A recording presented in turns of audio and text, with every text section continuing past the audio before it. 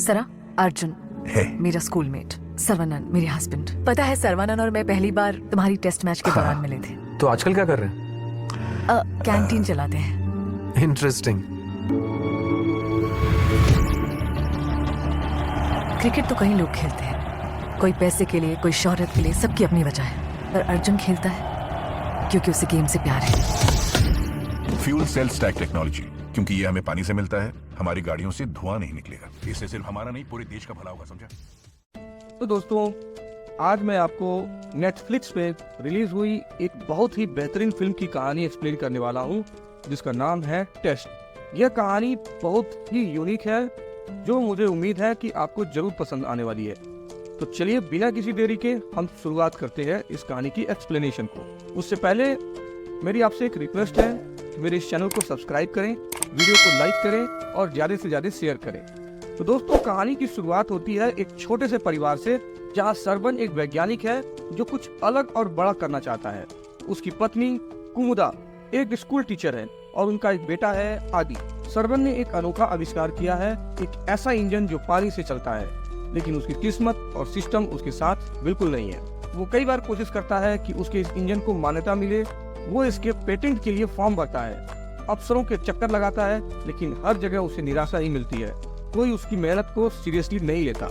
दूसरी तरफ कहानी में आता है अर्जुन, जो एक नया क्रिकेट खिलाड़ी है। वो अपना नाम बनाना चाहता है। अर्जुन का टैलेंट अच्छा है, लेकिन उसके लिए लाइमलाइट में आना आसान नहीं है। अब कहानी का असली मोड़ आता है जब धर्मेश और उसका पार्टनर डिनोरो, जो एक मैच फिक्सिंग के मास्टरमाइंड है, सरवन को अपने प्लान में शामिल कर लेते हैं। वो उसे कहते हैं कि अगर वो अर्जुन को मैच फिक्सिंग के लिए मना ले तो उसे बहुत बड़ा पैसा मिलेगा। शुरुआत में सरवन मना कर देता है, लेकिन बाद में उसकी हालत और हताशा देखकर वो हाँ कह देता है। सरवन अर्जुन से मिलता है और उसे कहता है कि अगर वो उसके बताए गए तरीके से खेले तो न सिर्फ उसका फायदा होगा, बल्कि उसका बच्चा आदि भी सुरक्षित होगा। अर्जुन पहले तो घबरा जाता है, लेकिन जब सरवन उसे उसके बेटे की तस्वीर भेजता है तो मजबूरी में वो मान जाता है। पहला मैच फिक्स होता है, जैसे सरवन ने बोला था वैसे ही अर्जुन करता है और मैच हार जाता है। उसके बदले सरवन के अकाउंट में 5 लाख रुपए ट्रांसफर हो जाते हैं। जब कुमुदा को होश आता है और सच्चाई का पता चलती है तो सरवन उसे समझाता है, हम ये सब अपने बच्चे के लिए कर रहे हैं, हमारे पास ये मौका है सब कुछ ठीक करने का। दूसरा मैच होता है, अब डील और बड़ी होती है, 50 लाख रुपए की। अर्जुन फिर से मैच फिक्स करता है और सरवन को पैसे मिल जाते हैं। सरवन अब कुमुदा को कहता है कि वो सब कुछ छोड़कर नई जिंदगी शुरू कर ले। कुमुदा को भी अपने बच्चे और परिवार की फिक्र है, इसलिए वो कुछ नहीं बोलती और फोन काट देती है। जब अर्जुन के घर का माहौल बदल जाता है, उसकी बीवी वर्नी जब देखती है कि उसका बेटा नहीं मिल रहा, वो कमिश्नर के पास जाकर मिसिंग की रिपोर्ट लिखवाती है। अर्जुन जब रात को घर आता है तो उसे सच्चाई पता चलती है और वो डर जाता है। वो वर्नी से कहता है कि अगर केस वापस नहीं लिया तो उनके बेटे की जान को खतरा हो सकता है। वर्नी केस वापस ले लेती है। अब बात आती है अंतिम डील की। सरवन धर्मेश और डिनोरो से कहता है कि अब की बार पेपर्स पास करवाओ और प्रेस रिलीज करवा दो, ताकि उसका इंजन सबके सामने आए और उसे देश भर में पहचान मिले। धर्मेश मान जाता है, लेकिन शर्त रखता है डील पहले प्रेस बाद में। सरवन इस बार 5 करोड़ रुपए मांगता है। धर्मेश और डिनोरो मान जाते हैं, लेकिन अगली सुबह कुमुदा उसे रोकती है और कहती है, हमें जितना चाहिए था उतना मिल चुका है, हम IVF करा सकते हैं, नया कैफे खोल सकते हैं, फिर ये 5 करोड़ क्यों? सरवन जवाब देता है, मुझे सबको प्रूफ करना है कि मैं लूजर नहीं हूँ, मैं हीरो हूँ। तुम्हारी नजर में गिरा हूँ, मैं नामर्द नहीं हूँ। मैं ये साबित करना चाहता हूँ कि मैं भी कुछ हूँ। कुमुदा रोते हुए कहती है, उस दिन मैंने जो बोला था वो मैंने गुस्से में कहा था।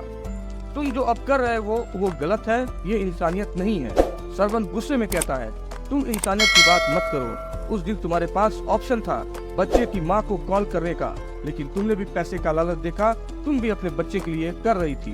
अब सरवन फिर से अर्जुन को कॉल करता है मैच फिक्सिंग के लिए, लेकिन तभी पुलिस आ जाती है। वो पूछते हैं, आपका बच्चा मिसिंग था, आपने रिपोर्ट लिखवाई थी, फिर वापस ले ली, क्या मामला है? अर्जुन कहता है, बच्चा मिल गया है, एक दोस्त के घर है। पुलिस को शक होता है। वो अर्जुन के बेटे के स्कूल जाते हैं और पूछताछ करते हैं। वहाँ पता चलता है कि आदि 2 दिन से स्कूल नहीं आया और एक टीचर कुमुदा मैडम, जो उससे बहुत जुड़ी थी, वो भी सस्पेंड हो चुकी है। पुलिस जब कुमुदा के बारे में पता करती है तो उन्हें मालूम चलता है कि वह सरवन की पत्नी है और सरवन को धर्मेश के अड्डे में देखा गया था। पुलिस को शक होता है कि मियां बीवी कोई बड़ा खेल खेल रहे हैं। मैच के दौरान अर्जुन पर फिर से कॉल आता है, लेकिन इस बार फिक्सिंग के इंस्ट्रक्शन फॉलो नहीं करता, उसकी जगह दूसरे प्लेयर से वो काम करवा लिया जाता है। इसी बीच सरवन का साथी कुट्टी उसे कॉल करता है। अब सच्चाई सबके सामने आने लगी है।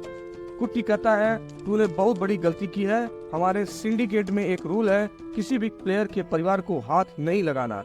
तूने बच्चे को किडनैप करके वो रूल तोड़ा है। अब गुस्से में आकर डिनोरे ने धर्मेश और उसके भाई को मार दिया और सरवन का साथी वर्नी भी मारा गया।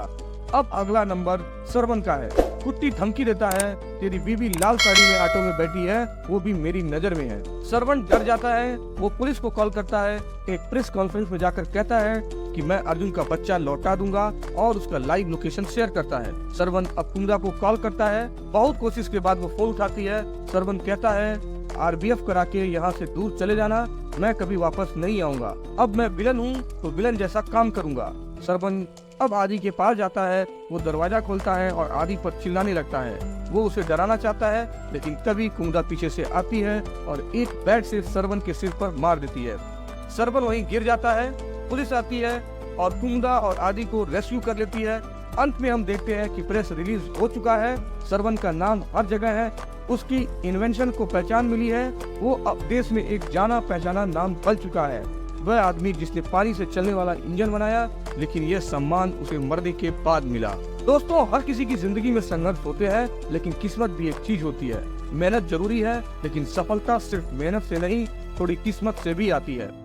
यह फिल्म सिर्फ क्रिकेट की कहानी नहीं, यह एक आम इंसान की लड़ाई की कहानी है, जो कुछ बड़ा करना चाहता था, लेकिन हालात ने उसे कहीं और मोड़ दिया। दोस्तों, अगर आपको यह मूवी एक्सप्लेनेशन पसंद आया हो तो इसे लाइक करें, चैनल को सब्सक्राइब करें और कमेंट करें, क्या आप भी मानते हैं कि सफलता में किस्मत का हाथ होता है? हमें इसका जवाब जरूर दें। मिलते हैं दोस्तों किसी और नेक्स्ट मजेदार कहानी में। तब तक के लिए बाय बाय, अलविदा, जय हिंद।